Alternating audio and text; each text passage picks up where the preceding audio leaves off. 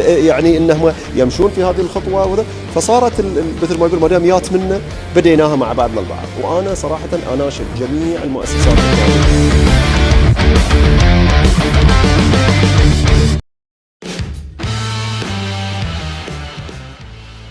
6 pertandingan udah dijalani Indonesia di round ketiga.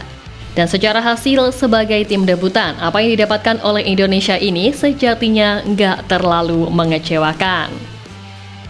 Walaupun kita tahu bahwa tim Garuda sempat terpuruk di dasar klasemen karena 2 kekalahan beruntun atas Cina dan Jepang, namun kemenangan bersejarah atas Arab Saudi pada akhirnya mampu membawa Indonesia nangkring di posisi ketiga klasemen sementara, sesuatu yang jelas nggak pernah terbayangkan, bukan? Keberhasilan ini pun lantas menjadi sesuatu yang justru berbanding terbalik dengan apa yang dialami oleh Bahrain.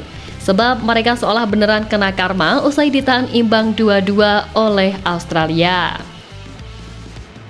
Apalagi usai laga mereka pun seperti biasa merangkak ke AFC dengan dalih minta keadilan, terutama soal pemilihan wasit yang ketika itu dirasa punya sentimen kepada mereka.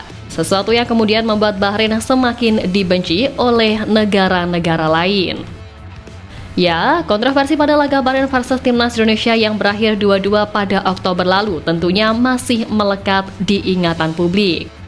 Bahrain yang kemudian mengajukan permintaan kepada AFC dan FIFA untuk memindahkan venue laga versus Timnas Indonesia ke tempat netral justru tak mendapatkan restu dari FIFA.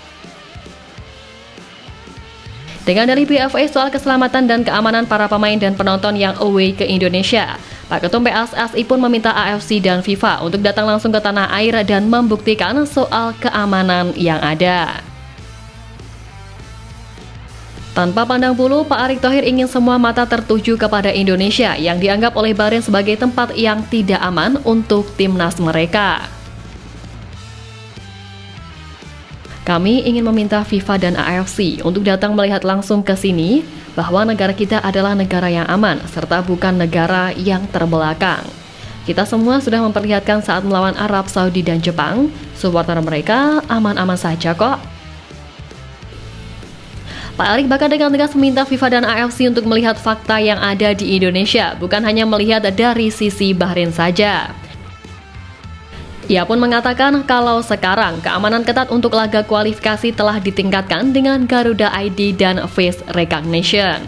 Maka dari itu, atas alasan apa laga Timnas versus Bahrain harus dilaksanakan di tempat netral?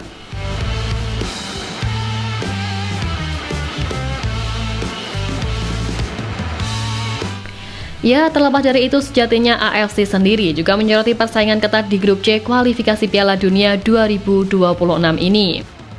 Timnas Indonesia yang notabene tidak diunggulkan kini sedang menikmati kejayaan usai menekuk Arab Saudi di laga terakhir dan masih memiliki peluang besar untuk lolos. Menempati posisi ketiga klasemen dengan mengoleksi 6 poin, hanya terpaut 1 poin dari Australia di posisi kedua. 4 pertandingan yang tersisa tentu menjadi sangat krusial bagi Timnas Indonesia. Grup C emang nggak bisa dipungkiri sebagai grup yang penuh kejutan. Dan wajar jika grup ini disebut sebagai grup neraka, sebab selain Jepang, tim-tim yang ada di grup ini seolah berjibaku satu sama lain untuk saling mengalahkan. Yang mana itu pun tergambar jelas dari perolehan poin yang ada, dan untuk posisi 2 pun masih sangat terbuka bagi siapapun. Karena inilah AFC sampai percaya kalau Timnas Indonesia juga bakal menjadi tim yang bisa buat kejutan di babak ini, atau mungkin bisa lolos langsung ke Piala Dunia. Bahkan komentator AFC Riz Roshanrai juga ikut meyakini bahwa Indonesia bisa lolos ke Piala Dunia 2026 dengan komposisi skuad yang ada sekarang. Melihat kemampuan para punggal Garuda yang mampu bertahan melawan tim-tim besar dan mendapatkan hasil, Riz Roshan menilai kalau Indonesia cukup kuat untuk mewujudkan mimpi lolos ke ajang kelas dunia itu. Tak hanya komposisi pemain, Roshan juga menyoroti adanya sosok pelatih kelas dunia seperti Sintayong yang menjadi sosok penting pada perkembangan permainan tim Garuda sekarang. Banyaknya pengalaman yang dimiliki oleh Coach Shin serta keberanian memotong generasi dengan menurunkan pemain muda, dinilai Roshan mampu memberikan dampak signifikan pada tubuh Timnas Indonesia. Kualitas inilah yang diyakini mampu membawa skuad asuhan Sintayong untuk finish di posisi keempat grup C dan melaju ke putaran keempat. Jika Anda benar-benar melihat tim ini, jika Anda melihat kualitas yang dimiliki Indonesia, mereka mampu menyelinap ke posisi keempat. Saya pikir Indonesia saat ini lebih baik daripada yang bisa diberikan Cina.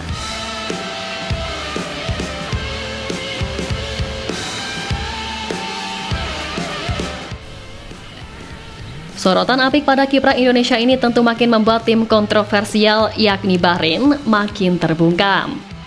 Apalagi dalam laga terakhir, Bahrain dipermalukan oleh gol di menit-menit akhir pertandingan oleh Sakaros, di mana pada menit ke-90+6, Kusini Yangi mencetak gol penyeimbang untuk Australia mengakhiri laga dengan skor imbang 2-2.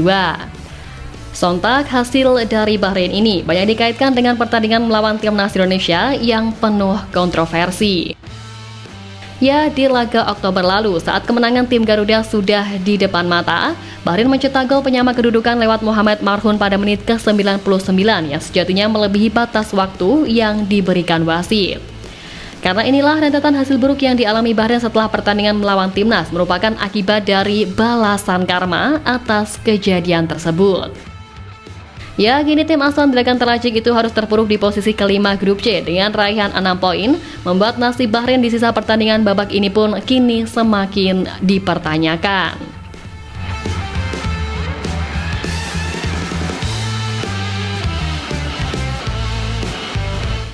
Lalu, selain nasib Bahrain yang udah gak tahu gimana, kalian pasti ingat sama supporter Bahrain yang dulu menghina lagu Indonesia Raya dan mengejek kekalahan Indonesia atas Cina Oktober lalu. Nah, sosok bernama Noaimi itu setelah tahu Indonesia menang atas Arab jadi bungkam. Karena ya akhirnya pun timnas negaranya justru malah dilangkai sama tim Garuda. Kemarin pas Indo kalah terus-terusan buat sensasi. Sekarang pas Indo menang, kok hilang bang? Kenapa? Frustasi. Ya gitu deh, Noaimi ini menyampaikan rasa frustasinya di media sosial karena dua hasil minor timnasnya yang sampai turun ke posisi 5 klasemen. قسم بالله راح صوتي اتوقع اني شلخت يدي حالتي حاله لكن بس عندي كلمه وحيده بقولها. Tapi ya gimana ya Bang Noaimi, minimal kalau mau kritik atau ngejek ya agak beradab lah. Masa lagu kebangsaan dibawa-bawa, ya itu deh karmanya. Ya terlepas dari apapun, pokoknya urusan non-teknis yang terjadi dengan tim lain biarlah jadi urusan pihak-pihak yang memang punya wewenang untuk ngurusin itu. Fokus utamanya tetaplah tim sendiri, sebab yang penting di Maret dan Juni 2025 nanti kita udah dalam mode siap tempur. Dan mudah-mudahan pemain-pemain baru yang telah diproyeksikan bisa benar-benar tersedia di laga nanti. Karena kembali lagi, untuk menghadapi laga yang tiap matchnya berasa final, pasti butuh kedalaman squad yang balance dari lini ke lini.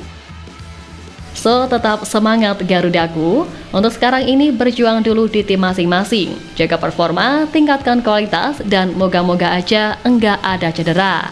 Amin.